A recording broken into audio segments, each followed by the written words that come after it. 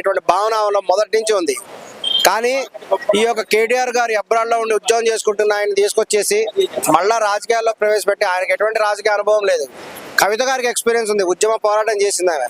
కేసీఆర్ గారు వారసులుగా కవిత గారు ఉంటారు అనుకుంటే ఒక రాణి రుద్రమదేవిని ఆదర్శంగా తీసుకున్నటువంటి కవిత గారు తాను తప్పనిసరిగా తెలంగాణ పరిపాలించాలనేటువంటి కోరిక ఆమె మొదటి నుంచి ఉంది ఆమెకి.